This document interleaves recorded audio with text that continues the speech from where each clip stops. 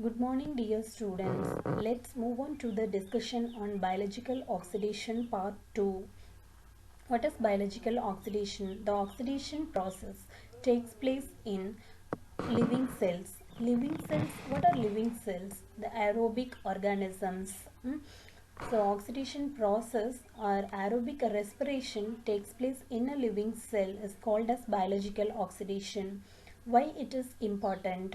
It is significant since it produces energy in the form of ATP to the living cells. Why it is important? It is producing ATP as energy to the living cell for its function.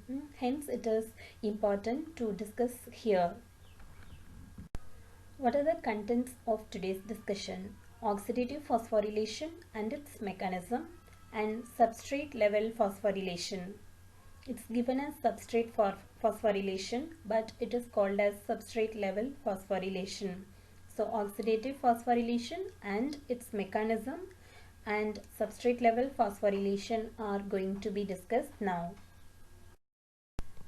Before moving on to the actual title of today's discussion, let's see what are the types of phosphorylation processes. What is phosphorylation?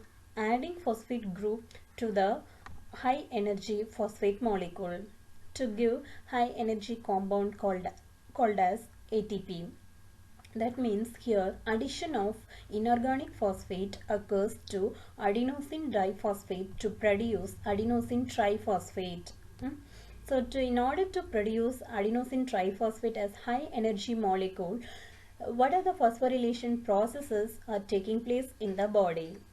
First one is photophosphorylation, second one is oxidative phosphorylation, and the third is substrate level phosphorylation. Photophosphorylation is due to sunlight, photons, H nu. When it is passed, the reaction occurs, the given reaction, that is ADP plus PI gives ATP. This process takes place in presence of sunlight. Where oxidative phosphorylation occurs in electron transport chain located in the mitochondria. Where substrate level phosphorylation occurs in the pathways, metabolic pathways called glycolysis and Krebs cycle.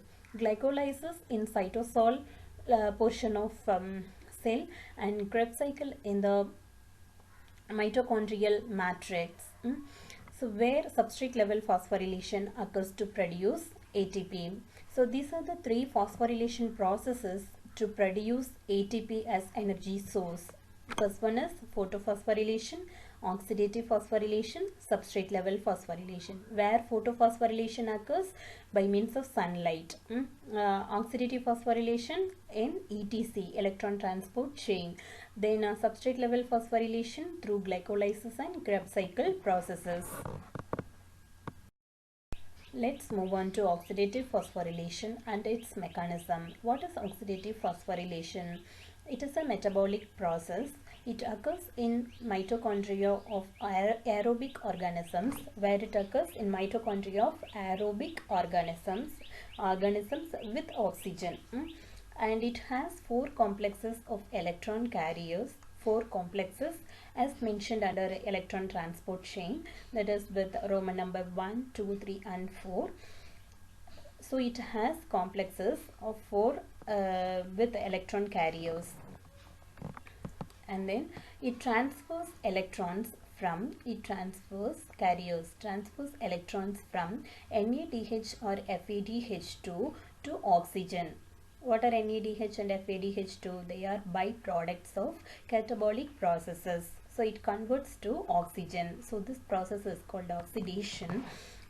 Because of this oxygen formation in the fifth complex called ATP synthase, that is activated to synthesize ATP. So the total forms electron transport chain. Hence oxidative phosphorylation occurs through electron transport chain. Let's see what is an electron transport chain. As we have discussed, electron transport chain has four complexes. to transfer electrons. So the complexes has electron carriers. They carry electrons from NADH and FADH2. They are byproducts of catabolic processes. Catabolic processes are nothing but oxidative metabolic pathways.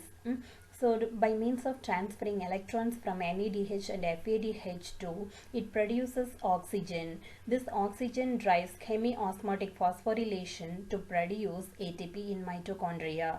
So ATP is the main source of energy. Let's see what is the theory behind oxidative phosphorylation through ETC. As we have discussed many times, the role of oxidative phosphorylation through ETC is to produce high energy molecule called ATP. So how this ATP is synthesized? By means of driven ATP synthase, that is the fifth complex in ETC. How it is driven? Due to greater concentration of hydrogen ions in the intermembrane space of mitochondria than in the matrix. How this hydrogen ion concentration is increased? Due to the release of hydrogen ions at three specific points in the electron transport chain. How it is released from electron transport chain? By means of passing electrons from one membrane bound electron carrier to another. Here these electron carriers are complex 1, 2, 3 and 4.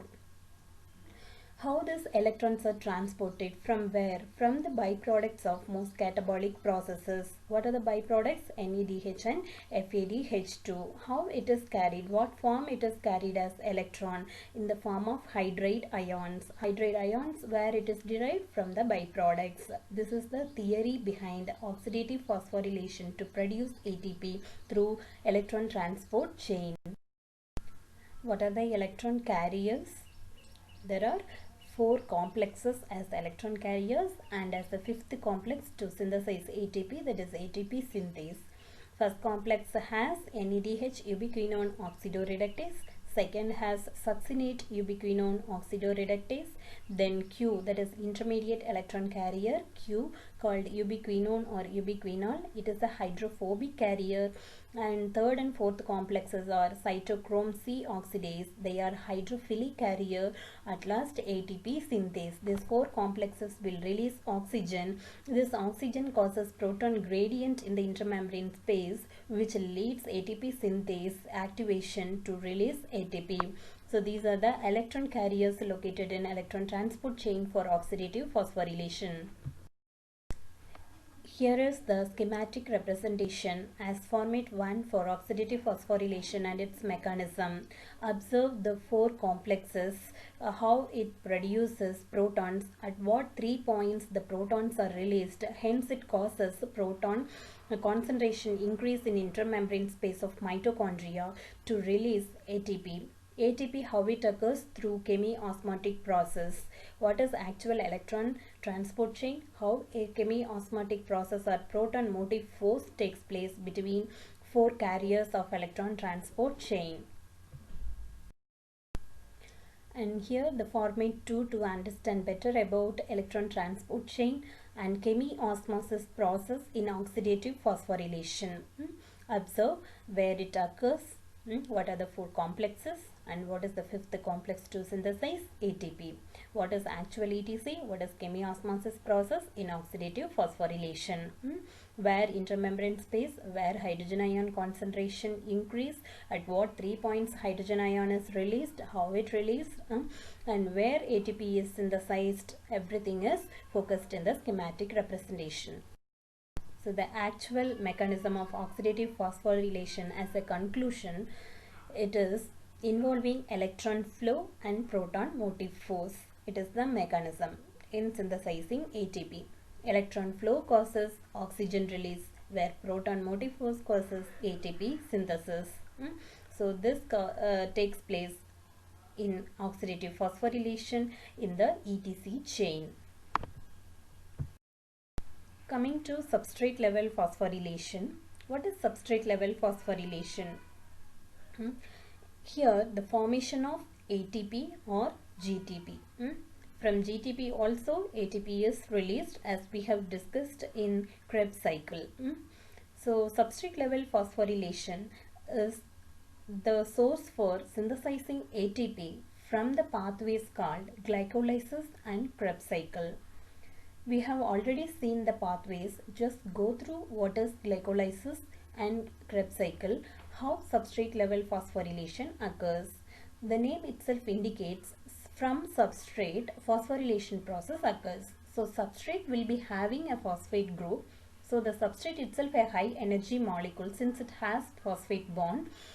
Then it donates phosphate group to adenosine diphosphate or guanidine diphosphate to produce adenosine triphosphate or guanidine triphosphate. That is the main concept of substrate level phosphorylation. And then conversion of a high energy substrate into lower energy product takes place through substrate level phosphorylation. When it forms, it releases chemical energy called Gibbs free energy in the form of ATP. How this Gibbs free energy is released? By means of transfer of phosphoryl group to ADP or GDP. And it takes place in the cytoplasm during glycolysis or inside the mitochondrial matrix during the Krebs cycle. So this is what called as substrate level phosphorylation. Here you can find the schematic representation of mechanism of substrate level phosphorylation. You can find in the substrate the phosphate group is located, and this phosphate group is transferred to ADP, which has two phosphates. When it is added, it gives ATP with three phosphate groups, and compound Y with low energy molecule is formed, where substrate is high energy phosphate molecule and the product is low energy molecule, and where ADP is converted to ATP. This is how substrate level phosphorylation occurs. Example, from the glycolysis, 1,3-bis phosphoglycerate is converted to 3-phosphoglycerate by means of phosphoglycerate kinase to synthesize ATP. In this substrate level phosphorylation, the enzyme involved mostly called as kinase. What type of enzyme? Kinase. The involving enzyme in substrate level phosphorylation is called as kinase enzyme. Hope you all have understood clearly about what is oxidative phosphorylation and what is its mechanism and what is substrate level phosphorylation. In the next class, we'll be discussing about part 3 of biological oxidation. Thank you all for patient listening.